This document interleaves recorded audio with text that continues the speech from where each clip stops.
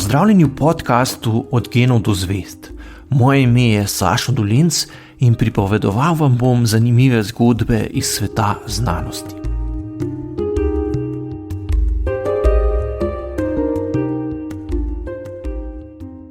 Dobro, danes najprej dobrodošli, hvala, da ste prišli. Meni je super biti v tem novem settingu. A ste vidva že bila? Ne, No, novo. evo, tako da za vse novo. Danes bomo govorili o statistiki in znanosti. Vprašali se bomo tudi, če sta to popularni temi, ampak Imam odgovor. odgovor se ponuja sam. Kukor za koga. Kakor za koga, ja. Sta pa z nami zdaj dva človeka, ki verjetno tam pa tam včasih že ne potrebujeta več predstavitve, pa vseeno, no, na kratko. Sašo Dolenc, fizik, filozof, ki se ukvarja z zgodovino in pa filozofijo znanosti, avtor knjige Vidite zadaj, Od genov do zvest in pa Od genov do zvesti naprej, in pa potem seveda spet ponavljamo to znova in znova, ker se vsi vračamo na ta spletni časopis, ne, Kvakadabra, in potem tudi kolumnist oziroma publicist za Delo. Se mi zdi, da smo se že pred pandemijo, pa se še zdaj, no, ker vsi kolektivno obračamo k tebi, zdaj upam, da vam imajo v redu, če vaju tikam, ampak k tebi po nekako nasvete in vodstvene nasvete glede vsega, kar se tiče znanosti. Tako da hvala, da si danes z nami, prava avtoriteta, in pa seveda Slavko Jerič, ena avtoriteta, ampak na področju statistike, zdaj tudi natisnjena, s knjigo Statistika za začetnike, ki jo vidite tam zadaj in ki jo je res vredno kupiti, ker sem preverila in je izposojena v vseh ljubljanskih knjižnicah, tako da jo je fajn imeti doma. Novinar, matematik, psiholog in pa avtor podcasta Številke, z zelo raznolikimi gosti, ki se ga je tudi vredno naučiti poslušati. Leta 2013 pa si prejel tudi priznanje odličnosti statističnega poročanja v medijih, ne, česar se bomo pa tudi dotaknili, kaj je zdaj statistiko in pa znanostjo v medijih. Ampak najprej mogoče prvo tako zelo očitno vprašanje. Pred dnevi mislim, da si imel, Sašo, mini predavanje o tem, kaj sploh je komuniciranje znanosti, ne, oziroma komuniciranje takšnih ali pa drugačnih objektivnih podatkov. Omenil si tudi, da je komuniciranje znanosti prioritetno področje Univerze v Ljubljani, ne, pri čemer, ja, pogledala sem si, pri čemer Univerza v svojem poročilu navaja kot eno od večjih poudarkov in vrhov tega komuniciranja to razstavo na Nabrežju, ne, ki je predstavljala slovenske raziskovalce.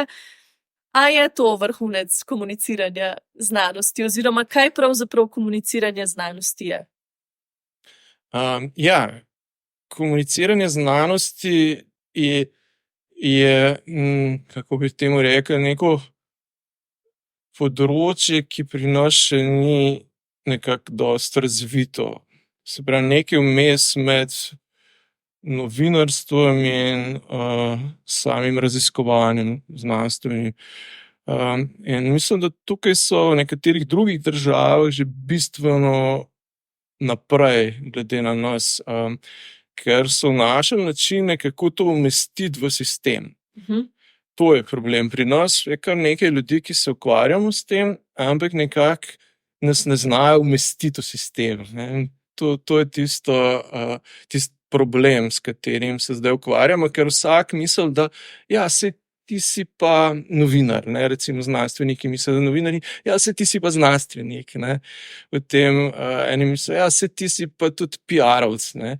Ampak vse te profesije so nekako dobro umeščene v sistem, komuniciranje znanosti pa ni.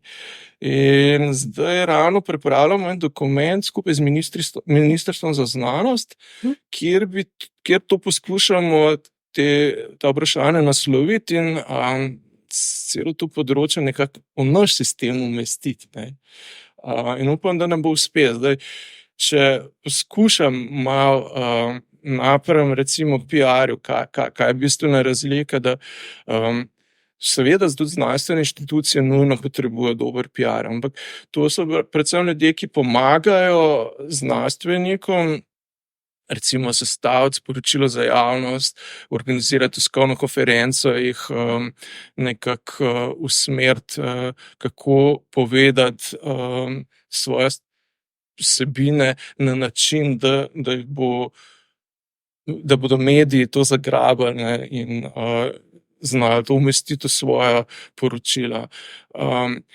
Komuniciranje znanosti pa je v bistvu, kako samo znanstveno vsebino spraviti v medije, ne kako govoriti o nekem konkretnem znanstveniku, kako ga spromovirati ali pa inštitutu, ne. In to je pa nekaj, kar se včasih tudi tepe z interesi konkretnih znanstvenih inštitucij, ker oni si seveda želijo čim boljš izpasti v javnosti, ampak ni vse, kar naredijo, zanimivo za javnost, ali pa tudi oni to vrednotijo mogoče malo drugače, ne, kot nekdo, ki ima neko distanco. In zdaj, tisti, ki dobro komunicira znanost z nekega področja, ima nek tak splošen pregled nad področjem, pozna neko zgodovino, zna nove zadeve nekako umeščati to v širšo strukturo, hkrati pa mora znati tudi podati te vsebine na tak način, da jih ciljna publika, ki jo nagovarja, razume. Ne, in to je včasih težko dojeti tudi raziskovalcem, da moraš ti zadeve povedati v jeziku, ki ga govori ciljna publika, ne. In to je treba pač včasih narediti kar velike miselne preskoke, kaj zelo poenostaviti ali pa tudi spremeniti, ne. Tako da ima smisel v jeziku publike, ne. Potem je pa še razlika glede na novinarstvo, ki je pa mogoče v tem, da novinarji predvsem izhajate iz tega, kar strokovnjaki povejo, ne. Se sklicujete na konkretne izjave, recimo znanstvenikov.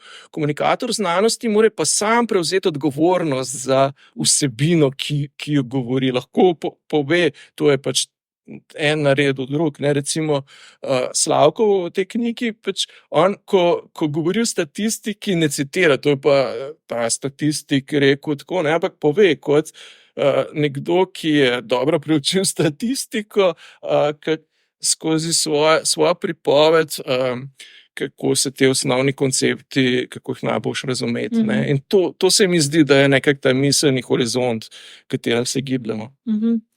Zdaj, samega jezika, s katerim je potrebno to podajati, se bomo še dotaknili, ampak mogoče najprej, Slavko, kako se pa potem sama statistika ali pa mogoče težje reči komuniciranje statistike, bolj opredeljevanje do statistike ali pa interpretiranje statistike, kako se pa to umešča v sistem? A je to že bolj situirano v tem splošnem, ne samo novinarskem, ne samo zdravstvenem sistemu, kot je recimo samo komuniciranje znanosti? V sistemu na splošno jaz ne morem govoriti, nima takega vpogleda, kot Sašo, žal. Jaz bolj tukaj gledam nekje na presečišču med uporabniki in novinarji, ne. Zdaj, ko je Sašo to govoril, jaz sem tako, da bo občutek, sem hotel tebe vprašati glih ta krog, ne, ker ja, smo v takem času, če si videl, bolje zate tudi na teh strokovnih področjih, pa točkovanje, to bolj veste, kaj vse je potrebno, da napreduješ. In tudi zaradi tega vidim več v službeni nabiralnike sporočila, kaj smo vse dosegli v tem pa tem inštitutu. In se tako spomnati na tvoje številne podcaste, ker me zanima, kakšen alarm se tebi zazvoni, da se vprašaš, to je fiši, to je sumljivo. To je preveriti, to ne bomo takoj objavili sprvo, kaj so dosegli slovenski znanstveniki, to pa to svetovni preboj, ne vem kaj. Da veš, kam in zakaj je to se splača preveriti, da ni to, ne vzameš tega takoj za suho zlato. Kako, Ja, kakšno sito imam jaz pri sebi? Po mojem največje so neke res dolgoletne izkušnje z tega področja, no, da imaš občutek za razna področja, ko dobiš neko besedilo ali pa neke informacije, da znaš pogledati, recimo, kam tudi Pa, včasih je pa še najbolj pomembno, da veš, koga vprašati. No.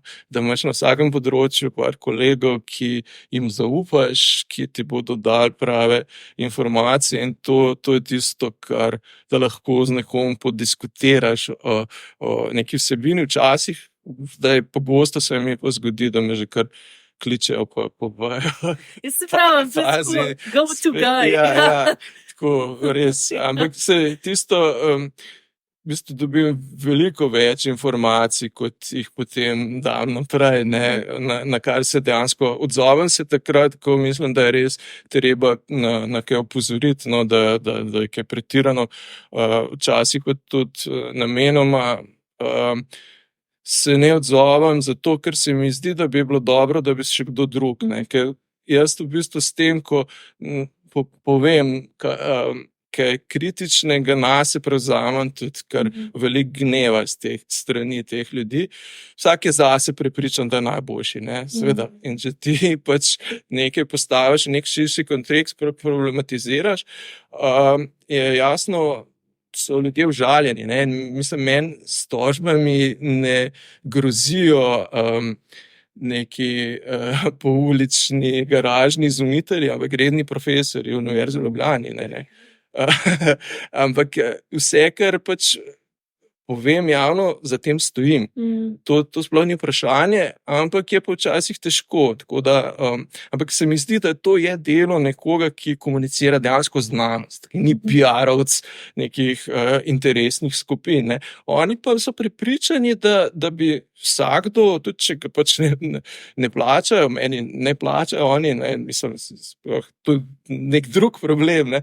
Ampak kako sploh lahko pričakujejo, da boš pač njihov, kako bi rekel temu, javni zagovornik, brez da bi karkoli oni bili pripravljeni v to investirati. Ne vem, to se meni zdi tako.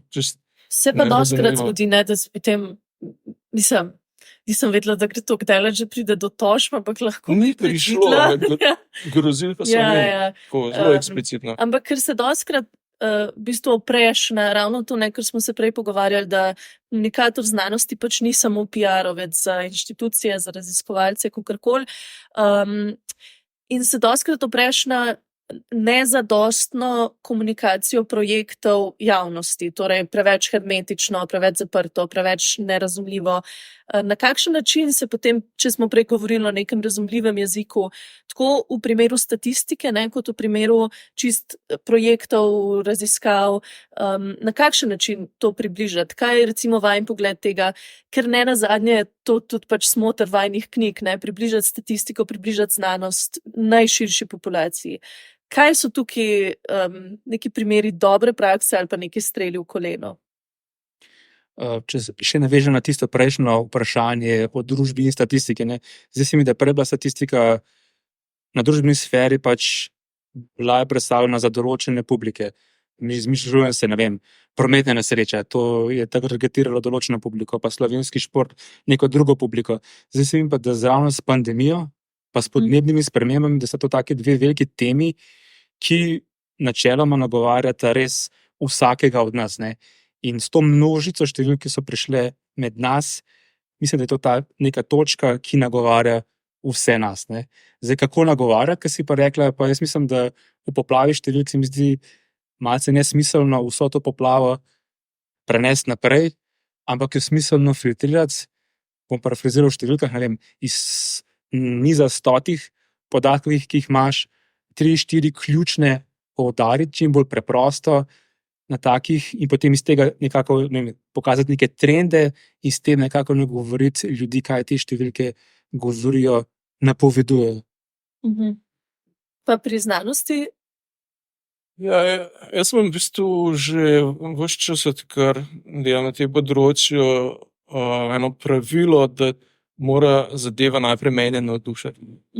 potem pa lahko to prenesem naprej na druga. Če ni tega, da bi mene nekaj dejansko zanimalo, da bi videl nek smisel zgodbi v predstavljanju nekega znanstvenega koncepta, teorije, potem se tega raje sploh ne lotim. Ampak ta kriterij se mi zdi, da je kar dober, ker s tem sebe motiviraš in tudi najdeš način, kako formulirati vse zgodbo ali pa predstavitev na način, da je tebi zanimiva, ne, in to je hkrati ponovadi tudi zanimivo publiki. In vidim pa, da je to včasih težko, če si na nekem področju že zelo domač. Ne. Tako da rabiš neko distanco, zato je v bistvu lažje motivirati sebe in druge o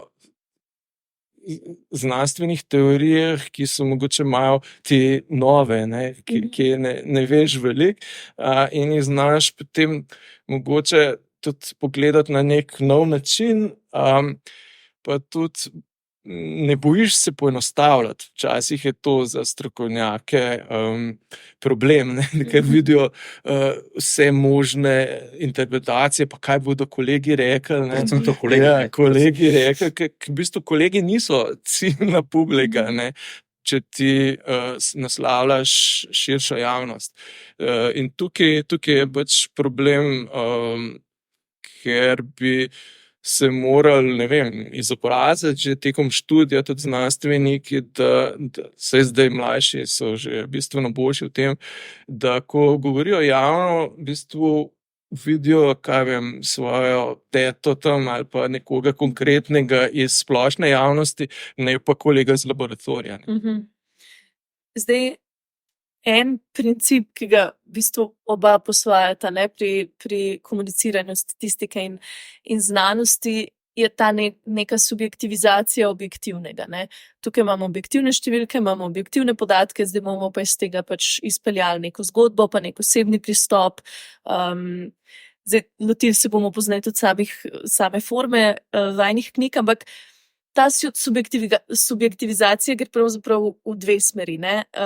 Na eni strani je ta oseben pristop, ta vajin pristop, na drugi strani pa potem seveda imamo to absolutno subjektivno interpretacijo podatkov in dogodkov in sosledij in vsega tega, ne. Kje najti to neko mejo, ne? Dokam lahko subjektiviziraš objektivno, da ne gre predaleč, da nismo že na polju tega, da saj si vsak lahko razlaga po svoje. Ne?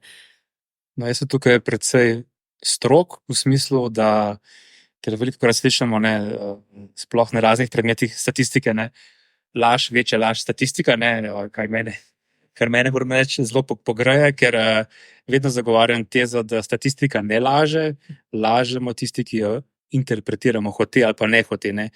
Kar se pa tiče upovedovanja, ja, jaz velikokrat, v tej knjigi, načeloma pri svojem delu, kot športni novinar tega ne delam, ampak pri tej knjigi sem pa namenoma izhajal tudi iz osebnih zgodb, zato ker sem hotel bralce motivirati, pokazati neko lastno navdušenje, da so številke vse povsod okrog nas, te zgodbe, ne da bi s tem pokazal, da ja, če malo z drugo lečo pogledaš, boš videl tudi to, da je vse to okrog nas, da je to pomembno. Zaradi tega je ta uporaba na ta način. Pri interpretaciji pa vedno zagovarjam, da čim več številk, da se ti sestavi nek kontekst, da ne moreš vsaj hote, da ne zavajaš.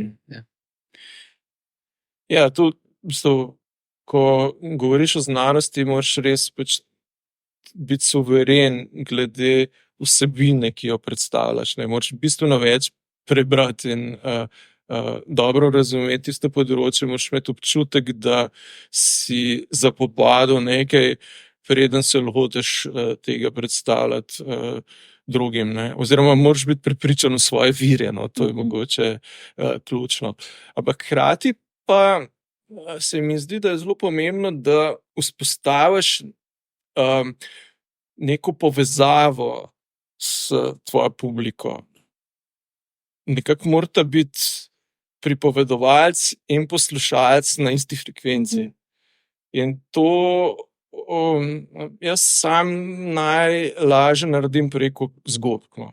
Da v bistvu bralca, poslušalca nekako vpelješ v neko problematiko preko neke zgodbe, da ga začne zanimati tista vsebina najprej, da se zna vživeti v neko situacijo in potem v to situacijo vpelješ neke znanstvene pojme, ki bi jih rad prenesel. Ne? In se mi zdi, da to je kar neka uspešna metoda, ki lahko deluje tudi na različnih nivojih, ker se ljudje vračajo v zgodbo, tako mi govorijo, da recimo prebirajo te zgodbe kot zgodbe, tudi če vsebino znanstveno zadje poznajo. Ne. Tako da lahko potem to funkcionira na večjih nivojih. In ta ključ bi bil po mojem zelo koristen tudi v izobraževalnem sistemu. Ne. Recimo pri matematiki večkrat slišim, ne poznam izmerjenih raziskav, ampak verjamem, da je matematika, če ni na dnu, pa vsaj pri dnu priljubljenosti. Ne? In s takimi stvarmi, da motiviraš najmlajše učence, bi bil po moje korak, da vidijo smisel v nekih v navidez zakompliciranih formulah. Ne? Zakaj je smiselno, da se to spoznava? Zdaj, jaz ne vem, boš po moje ti vedel, no, obstaja ena knjiga, vem sem, da ima rumeno naslovko, tako črna pika je gor, še vedno bom se spomnila tekom pogovora, ki v bistvu napisal en avtor, ki je pisal, razdeljena je, mislim, da na 5 delov in je pisal v vsakem delu o enem raziskovalcu ali pa znanstveniku, ki je prišel na nek velik prelom, na neko veliko prelomno odkritje. In stvar te knjige, genialna knjiga, ker je stvar te knjige to, da je v bistvu spaja to neko zelo jasno, straightforward komuniciranje znanosti s fikcijo. In so v bistvu te zgodbe napisane zelo fikcijsko, zelo zgodbeno. Se imam doma, bom rekla, da mi pošljajo slike o to, če ne poznaš in če ne poznate. To je res nujno branje, ful dobro branje in zelo dober način tega, kako na precej tak seamless način napisati pripoved, pa hkrati vključiti noter dejanske podatke, dejanske zelo dobro. To je pripoved o resničnih ljudeh. Ja, in o resničnih odkritjih napisano je pa fikcijsko. In je res, res dober princip tega in se mi zdi, v anglosaškem svetu se to zdaj razširja, tako da se strinjam. No, pač ljudje smo zgodbene živali, a ne, treba nam je na tak način pač to predočiti. Ja, v bistvu zgodbe so tako najbolj naraven način, kako prehajajo informacije iz ene glave v drugo. No. Ker v bistvu, zgodbe sploh trače, ne vem, kar avtomatsko skoči, pa si vse zapomniš, tudi če nočeš. Kakšne druge informacije pa se treba truditi, ne, da jih preneseš. Tako da se mi zdi, da če se tega poslužujemo v koristne namene, je zelo dobro. Zdaj, omenila sta pa tudi šolski sistem. Dajmo se tega malo lotiti, ker hkrati to, kar je pri vajinem delu pomembno in ključno in se mi zdi, da je nekaj, brez česar ne bi na tak način upravljala tega, kot upravljate, je to, da komunicirata svoji področji res najširši publiki in tudi najmlajšim. Mlajšim, recimo. Na kakšen način se s tem popravljajo neke krivice, recimo, šolskega sistema, oziroma kje je ta največji manko, recimo omenil si matematiko, pač samega pristopa do recimo številk, pristopa do znanosti. Zdaj ne samo seveda v samem sistemu, ampak tudi v tem, kako kompetentni so sploh lahko ljudje, ki to predajo. Ne mislim v smislu tega notranje zamejitve, ampak pač kaj sistem sploh ponuja. Ne? Tukaj si mislim, bi bila potrebna izobraževanja in načini podajanja znanja in vse to. Ja, seveda. V našem sistemu je zelo veliko odvisno od konkretnih učiteljev. Ne. Imamo zelo dobre, imamo zelo slabe mes in dobri znajo navdušiti, ne. Ampak to je pač nekaj, kar je velikokrat zelo na individualnem nivoju. Ne.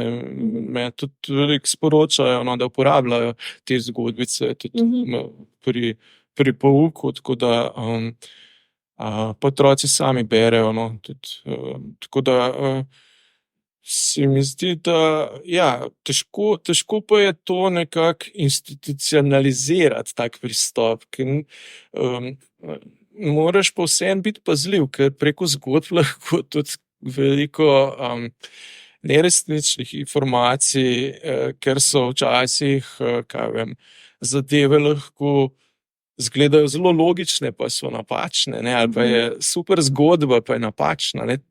Tega se je treba tudi bati. Ne? Tako da. Slavko, kako je pri tebi? Vem, da omenjaš v knjigi, da si šel v študij matematike iz neke take iskrene ljubezni do številk, pa si potem ugotovil, to pa ni čisto tako, ne? Ni tako. Morda sem še dostavek k temu, morda bi bilo na prvo žogo najlažje s prstom pokazati na učitelje, ne? Ampak kot starš vidim, da so res med učenci kar velike individualne razlike, ne? In si predstavljam, da je neka osnovna motivacija učitelja, da vsaj pomagajo minimalnemu standardu, in zato po moje počasih zmanjka in energije in časa, da bi potem tudi druge motivirali. Ne? Kot v podcastu številke recimo gostim kar tudi kakšne kar eminentne znanstvenike in uspešne ljudi na drugem področju, in zanimivo je, da skoraj vsi, tukaj pa je rdeča nit ista, ne, da so imeli v mladosti ali starše ali učitelje, ne da bi jim pokazali to možno, ampak da so jih znali navdihati, motivirati, da so naredili ta korak. Ne. Če pa vse te številke, ki jih omenjaš, imaš številke in zmotno sem si predstavljal, da študij matematike je morje številk, ampak je predvsem morje pojmov in odnosov. Tukaj pa nisem tako suveren, kot so pri številkah. Milo rečeno. Pa se potem zdi, da se to na nek način da ohranjati in predajati naprej. Ravno to neko navdušenje in ta neka ljubezen do področja. Zdaj, zakaj je to sploh pomembno? Govorimo o tem, to je ful pomembno, ne? Ampak kakšna je naša pismenost na teh področjih? Zakaj je tako pomembno, da smo pravzaprav pismeni na teh področjih? Ne? Zdaj, omenili smo krize, kaj pa mimo tega? Mogoče bi sam še glede učiteljev rekel, da vsaj ko pri sebi gledam nazaj, ne, kdo je pomembno name vplival, so bili tisti, ki so mi dali nek pristop k sami stvari, ne tudi nujno vsebine, ne, da bi res imel nek super pregled. To lahko dobiš z knjig, ampak pristop, kako se lotiti česa, ne, to je tisto, neke veščine ali pa, da te sploh motivirajo za nekaj, ne. To je tisto, na kar bi morali mogoče več pozornosti usmeriti. Glede pismenosti neke splošne v današnjem času, recimo, kaj bi rekel, znanstvene pismenosti, se mi pa zdi, da predvsem pri nas je kar na nizki ravni, tako če res gledamo zelo široka, ne, ker veliko ljudi ne zna nekako vrednotiti virov. Ne.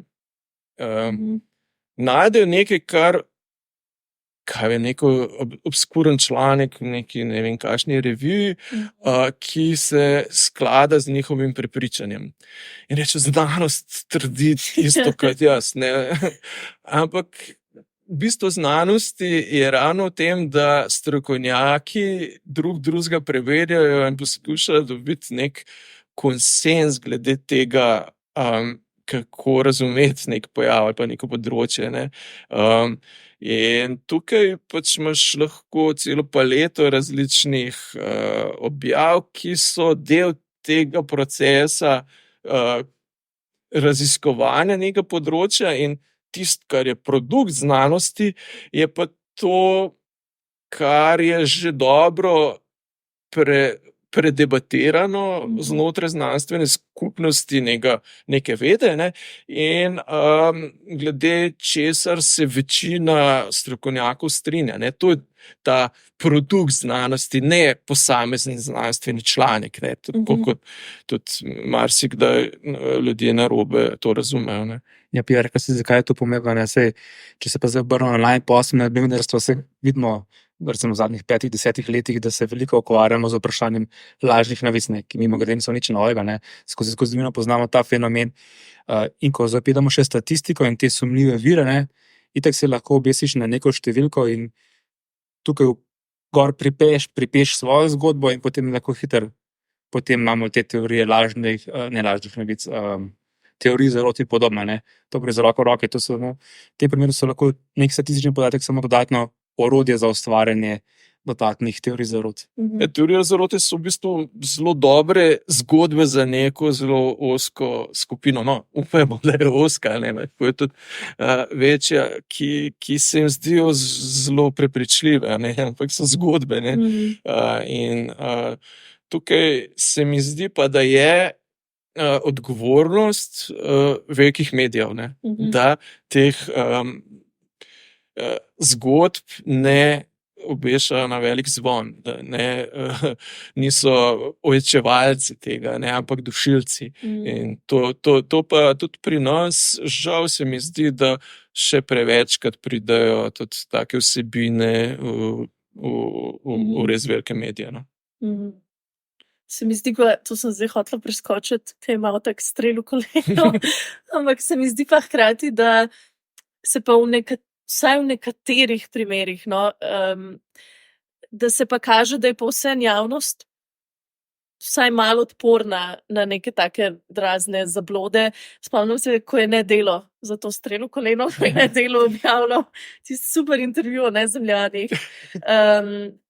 V bistvu kakšen pogrom se je zgodil, ne? In to se mi zdi dobrodošlo, zato ker pa vidiš, da vseeno, pa dobro, ja, imamo institucije, imamo medijske hiše, ampak da je pa vse nek zdrav moment, družbeni moment, ne, ki se pač vsem odziva na to. Ja, in to je dobro, ja, samo zdaj, mogoče smo mi, naši mediji niso mogoče toliko rumeni kot mogoče v kakšnem anglosaksonskem svetu, kjer res se to napihne, zato ker to nosi denar.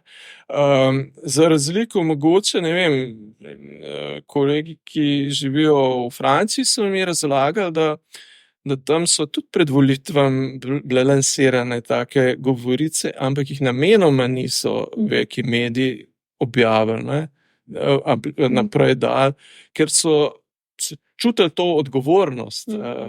In to je ta razlika, ne,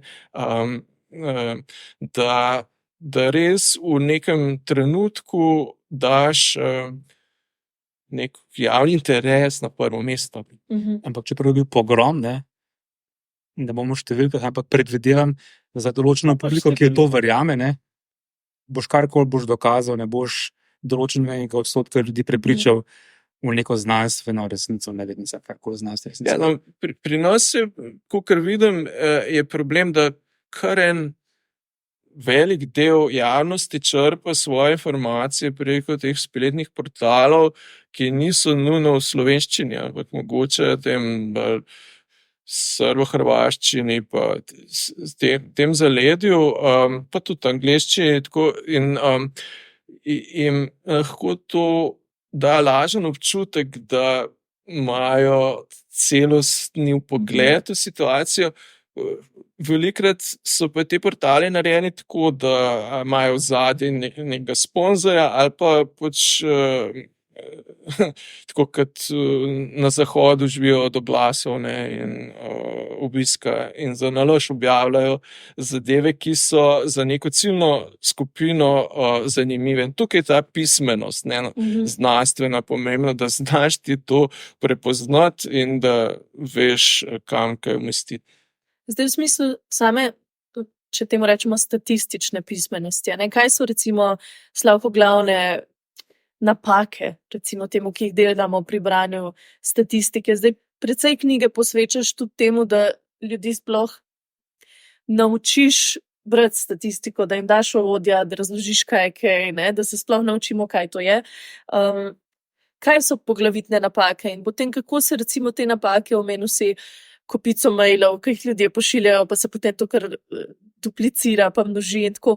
Kako se potem te napake nekako pretočijo v naprimer, pa to je zdaj mogoče preširoko, ampak naprimer vpliv statistike na snovanje nekih procesov ali pa politik, ne.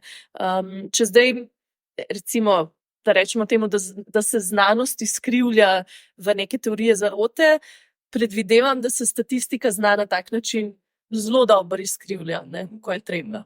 Jaz predvidevam, zdaj ne poznam natančnih primerov, ampak predvidevam, da je ravno pot obratna, ne? Da se ima že neko agendo in na katero se potem priklopi številke tiste, ki potrjujejo tisto, kar želiš povedati. In tukaj spet potem, če se vrnemo na Sašovo poanto, ne? Pismenost, ne? Oziroma številska pismenost, kako to verodostojno vzeti za resnico. Ne? Pa recimo zdaj, če gremo na nek konkreten primer, ne vem, jutri odpremo Nedeljo, če smo bližje pri Nedelju, noter vidimo jutri ne odpremo Nedelja, jutri odpremo običajno Delo, vidimo noter neke številke, vezane recimo na neko znanstveno področje. Kako bi rekla, da večina ljudi pristopa do tega, da vzame kot face value ali ne? In če ne, kaj potem narediti s to informacijo? Iti preverjati druge medije, počakati, da slišiš še kaj, si ustvariti svojo sliko. Hočem reči, na kakšen način se ogati potem v praksi tem plastem, pa s tem tega prikrajanja statistike ali pa prikrajanja podatkov. Jaz mislim, da prvi korak, to, kar bi se že Sašo, če sem ga prav razumel, večkrat namignil, je, zdi se tako banalno, preprosto, ampak kar te zgodovina uči, katere vire vzeti, ne? Ker pač, če neki vir, ni važno za ime, če si 3-4 v zadnjem času gotovo, da je bila lažna, hote ali pa ne hote, v končni fazi ni važno, ali je to namensko navajanje, ali je pač napaka novinarja, ker je bil pač površen, potem takega vira pač ne boš smel na prvo žogo imeti kot relevantnega, ne? Pač bi banalen, pa če preveč na prvo žogo odgovor, ampak mislim, da je to ta odgovor. Če pogledamo tudi neke kariere športnikov, glasbenikov, javnih osebnosti, ne, se v bistvu delo novinarja bi moglo biti podobno, ne, in je podobno, ne. Neko verodostojnost si javno osebnost, bom pravil, tako širše zapletu, javno osebnost si dolgo gradi, ne, porušiš jo pa lahko relativno hitro, ne. Na ta način bi rekel. Ja, seveda, zdaj v Sloveniji mislim, da je treba gledati prav, kdo je podpisan v članek. Bolj pomembno kot pa vir. Kot pa katera revija pa časopis je, vsaj trenutno se mi zdi, da je tako. Imamo pa tudi, zdaj, ko lahko bi rekel, moraš biti kritičen, ne moraš sam premisliti to, ampak imamo pa na drugi strani problem tudi z ljudmi, ki mislijo, da so pa sami zdaj, ko bi rekel, oni dovolj sposobljeni, da bodo vrednotili in mislim, mi jim tako rečemo nekako garažni znanstveniki, ne, ki mislijo, da so znanstveniki, pa zares niso, ker so prepričani, da lahko oni vrednotijo zdaj razne znanstvene vire in ugotovijo recimo, da je pa pač nek obskurni avtor, da edini dojel pravo resnico, ostali večinsko se pa motijo, ne. To je tudi pri nas kar popularno, ne, in so lahko zelo glasni in imajo krog svojih sledilcev, tako da tudi to je eno pomembno, da znaš ti, včasih to ni tako enostavno, kot ti reči, ne, ampak da znaš preveriti, kaj dejansko že neka teorija, ki je dobro predebatirana znotraj znanstvene skupnosti in širše sprejeta, ali pa kaj so pa neka manjšinska mnenja, ki so mogoče lahko zanimiva, ampak nimajo pa teže, da bi rekel, to je znanost. Tudi če je tisti legitimen znanstvenik, ki to trdi, ne. To je tudi del znanstvene pismenosti, da znaš to preverjati, ali pa tudi pri nas imamo, kaj vem, profesorje, ki sicer ne svojega področja, ampak zelo recimo samozavestno trdijo, da podnebne spremembe so nesmiselne in podobno. Ampak To je treba znati tudi ovrednotiti. In tudi za urednike mislim, da je pa to res pomembno, ne? Da ne predstavi takega človeka kot nekoga, ki govori to, kar govori znanost, ne, če tako patetično reče, ampak je to neka minorna figura. Ne. Pa zdaj, če se še malo ostavimo pri samem novinarstvu, novinarjih, medijski krajini, zdaj Slavko novinar, ne, dolga leta kolumnist Sašo, tako da oba imata ta pogled od znotraj. Pa vseeno, zdaj, če smo govorili, dobro, verodostojnost večjih hiš, ne, imen, ki pač imajo neko zaledje, imajo neko zaupanje, uživajo zaupanje javnosti. Ampak kakšni so pa ti procesi, ki se godijo zadaj, ne? Zdaj, na tvojem Facebook profilu sploh ne vem, kdaj je to bilo, ampak vem, da si se zapel z neka inštitucija se je zapela s tabo, bi bilo bolj smiselno reči. Ker si pač ravno to omenjal, no, ker si že prej rekel, to neko hermetično komuniciranje in to, in so potem se spodaj poskušali razložiti, da ne, da oni pa se trudijo, da komunicirajo jasno z novinarji, da vabijo novinarje, ne. To me zanima, kakšne so v bistvu vajne izkušnje tega, čisto iz te mogoče novinarske perspektive, ne, tukaj iz perspektive medijskih hiš, kako se da manevrirati med vsemi temi informacijami, koliko kompetentni so novinarji, kako kompetentni so sploh lahko, na kakšen način jim predstavljajo informacije, na kakšen način do njih pride statistika. Mislim, da znanstveno novinarstvo v Sloveniji zelo napredovalo v zadnjih desetletjih in mislim, da so predvsem način predstavljanja znanosti je tak, da ljudje to zdaj že kar z veseljem tudi prebirajo, vsaj tako mi govorijo. Ne. Tisto, kar pa še mogoče pri večini znanstvenih novinarjev nismo dosegli, je pa, da bi imeli neko distanco, ne, do samih sporočil, ki prihajajo z inštitutov. Ne. Da ne bi recimo tako entuziastično na prvo žogo vsega predstavljali. To je sicer lepo, ne, fajn, naši so odkrili nekaj, ne, ampak če tega preveč, pa če se ta odkritje potem, odkrili smo zdravilo za raka, pa če 14 dni nihče več nič ne ve o tem, ne, to pač slabi nekako zaupanje v znanost, kar je pa ni dobro. Ne. Treba je zelo realistično predstaviti to, kar se počne. Marsikaj se zelo dobro počne, marsikaj pa tudi povprečno, vse tako kot na vseh področjih. In kako pa zdaj doseči to, ker novinarji večinoma sami ne znajo tega presojati, ne? Dobijo pač neko sporočilo, itak so v časovni stiski, večinoma mi razlagajo, ne? In pač najlažje je tisto povzeti, pa narediti pa pogovorov, pa to dati naprej, ne? Pa mogoče pa še urednik da nek bombastičen naslov, pa smo, ne, tam. In zato jaz že dolgo časa propagiram, da bi se o slovenskih dosežkih v znanosti uveljavil pristop, da novinarji vprašajo še nekoga z področja, s katerega je to spoznanje, odkritje, da on pove svoj komentar. Ne. To je nekaj, kar je uveljavljeno v svetovnih medijih. Verjetno je v tujini, pač sploh v tem anglosaksonskem svetu, bistveno lažje dobiti nekega sogovornika kot pri nas, ker to ni vrednota, da se boš ti oglašal, sploh ni vrednota, oziroma to je neka zelo huda črna pika, ne, če se ti oglašaš pa kritiziraš nekoga, svojega kolega. Ne. In nismo še, tudi v znanstveni skupnosti slovenski, nismo še razvili te kulture, kako povedati nekaj da s tem, da ne bo to kot dojeto kot neka fovšija ali pa ne vem, zdaj se nam pa fovš, ker smo mi Ja, odkrili ja. zdravilo za raka, ne, nisi ga pa ti odkril, ne.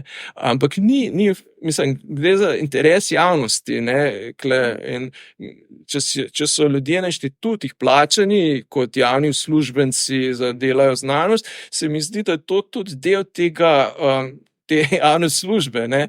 Če si ti pač redni profesor za neko področje, pač se moraš tudi odzvati na neko medijsko vprašanje strani novinarjev in podati svoje mnenje. In to mora postati neka vrednota. No, kot novinar bi samo še dodal en stavek, ki se ti z eno besedo že dotaknil, da obstajata mogoče dve različna svetova medijskih vsebin.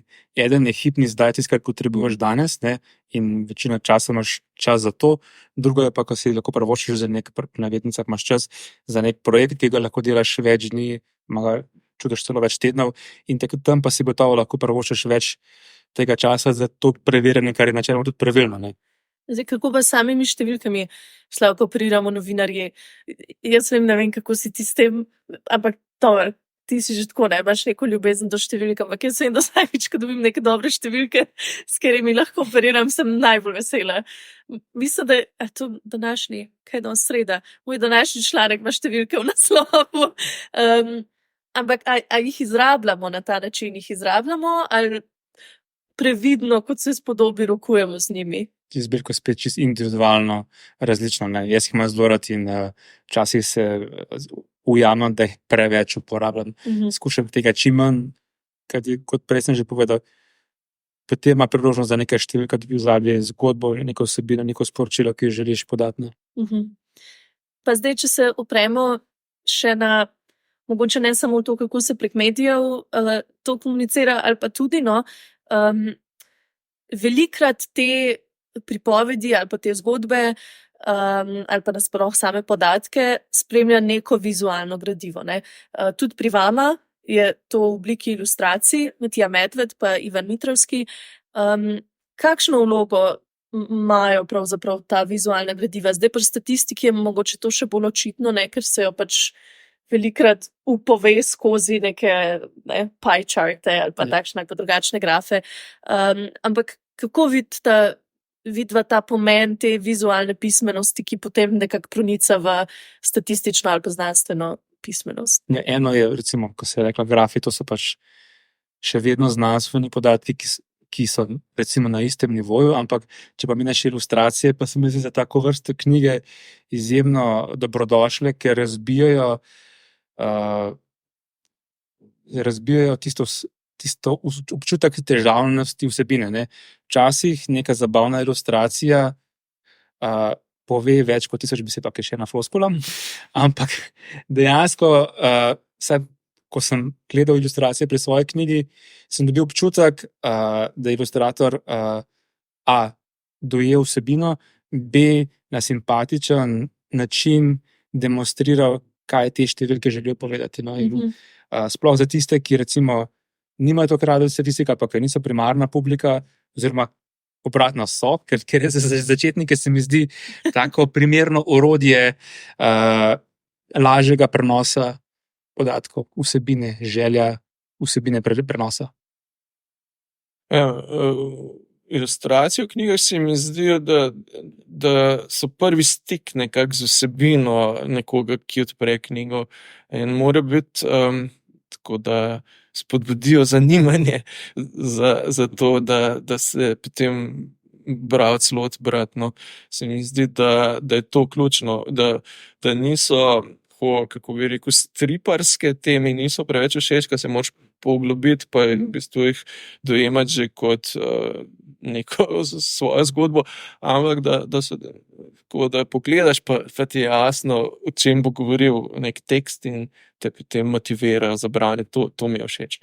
Se pa tako statistika kot same, recimo, znanstvena odkritja ali pa raziskave vse več in več, vem, da se tega tudi sam poslužuješ, ampak me zanima stališče obeh, no, komunicira prek podob, ki so ustvarjene s pomočjo umetne inteligence, ne.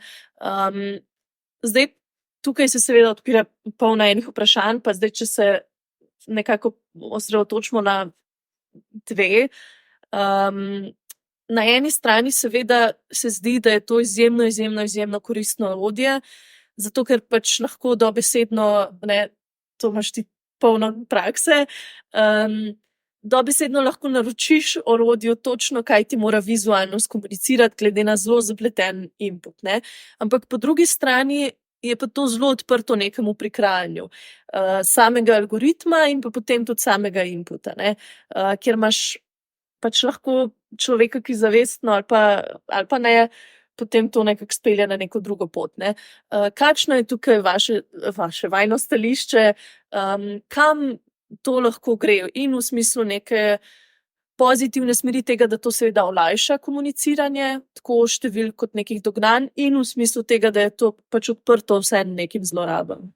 Ja, jaz mislim, da so to zelo pomembne nove tehnologije, ki marsikaj olajšajo, pohitrijo, omogočajo, da smo lahko bistveno bolj ne samo produktivni, ampak mogoče tudi ustvarjalni. In če znamo te nove tehnologije na konstruktiven način uporabljati, ne.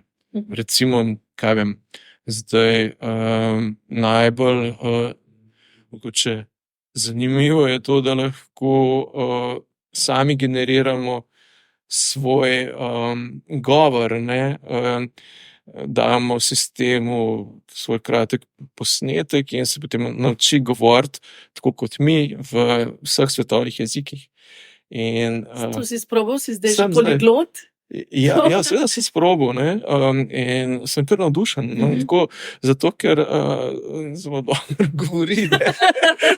In ja, pa ne samo to, potem recimo ugotoviš, da si nekaj narobe povedal ali pa sam kakšno besedo bi spremenil, ne. Zdaj lahko to spremeniš, tisto besedo, in ti zgenerira samo novo ono besedo vmes, sistem, in cel posnetek ustvari, ni treba vsega še enkrat snemati, ampak on to spremeni, tako da se sploh ne opazi razlike, ne.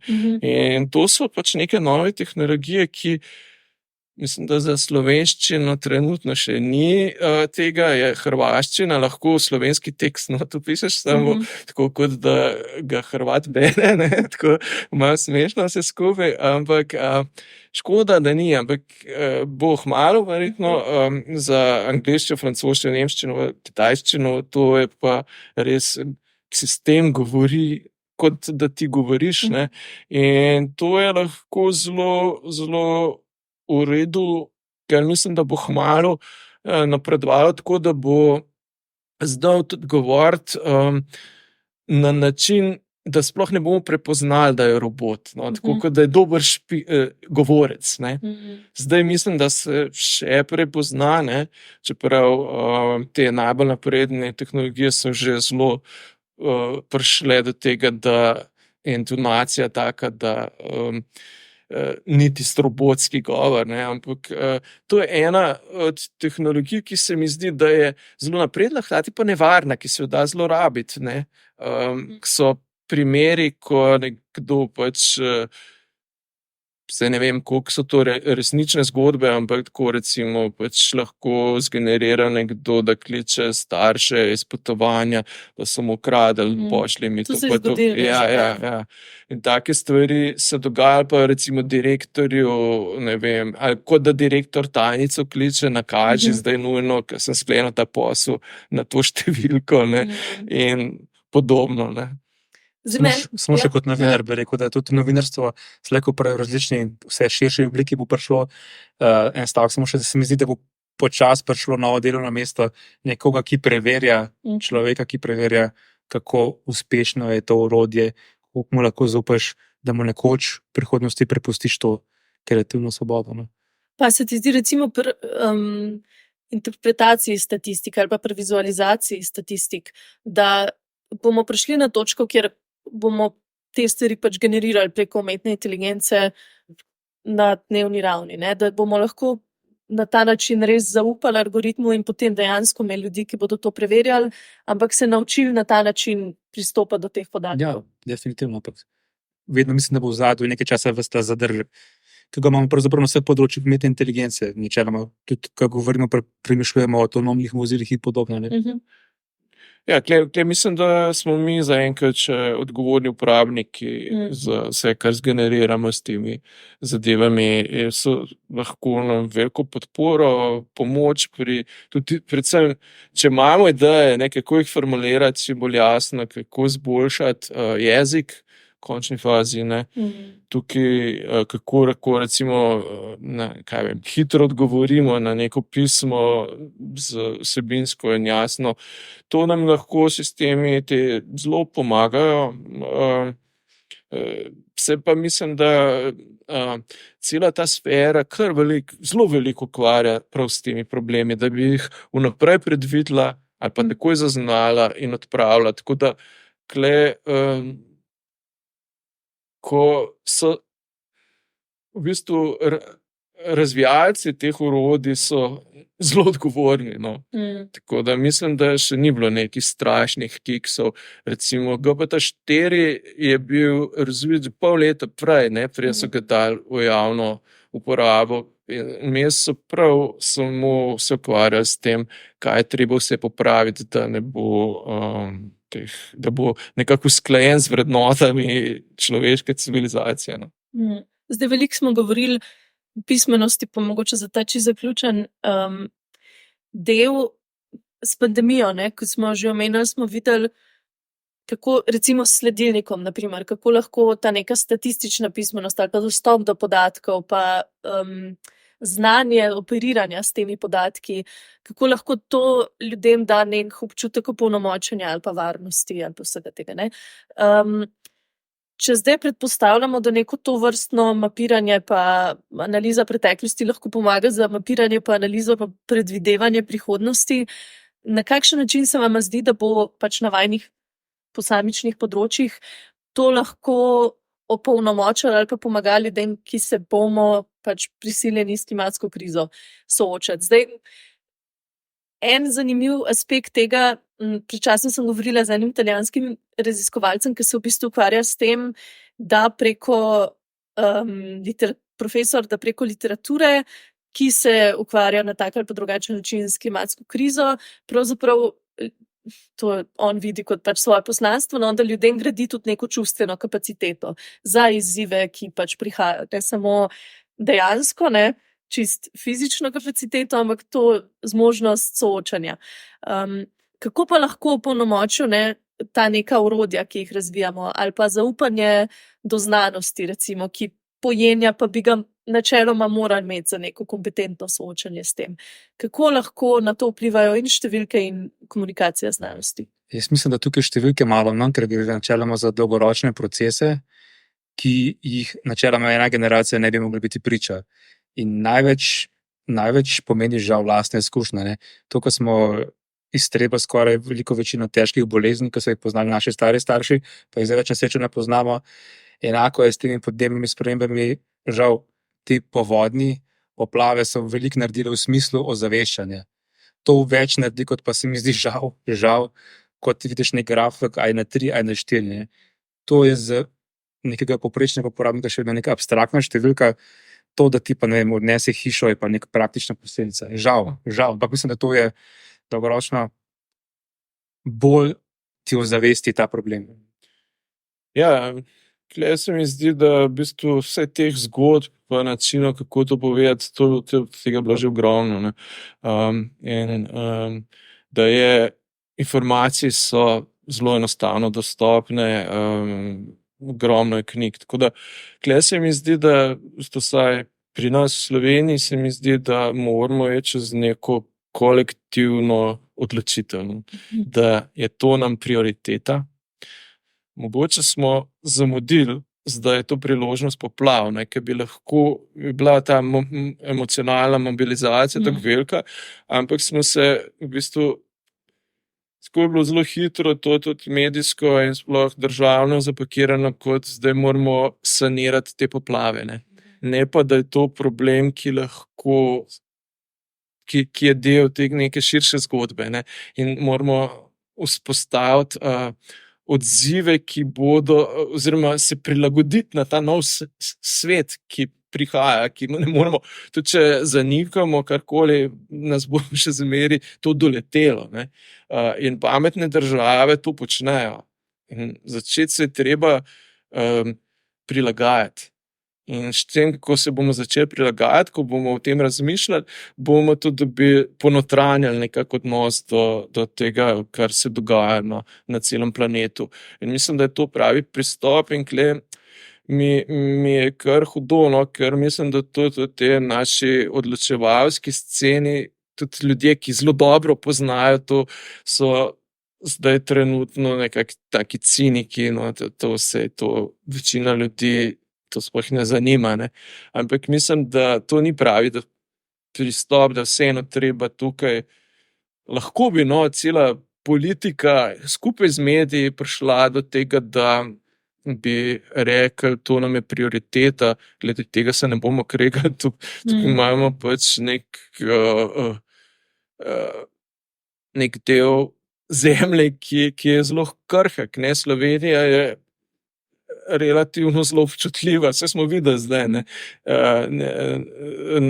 na podnebne spremembe, tako da kle bomo morali narediti nek preskok, ki pa se ne bo zgodil sam od sebe. No. Zdaj smo videli, tudi šok terapija ne pomaga, če ni tega mentalnega preskoka. In upam, da se bo to malo zgodilo. Super, najlepša hvala. Čas imamo verjetno še za kakšno kratko vprašanje, če ga ima kdo od vas? Ok, pa jaz povabim vse k branju knjig, ki jih vidite za sabo, zato da se bomo znali soočiti s temi stvarmi. Najlepša hvala obema. Krasno se je pogovarjati ne samo z nekom, ki je taka avtoriteta na svojem področju, ampak ki ga zna dejansko dobro komunicirati. Tako da najlepša vam pa hvala. Ja, super je bilo, hvala.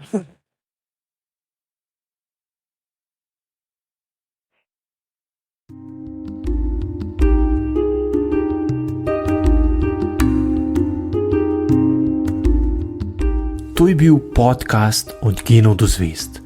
Moje ime je Sašo Dolenc in z novo zgodbo se vam oglasim že kmalu.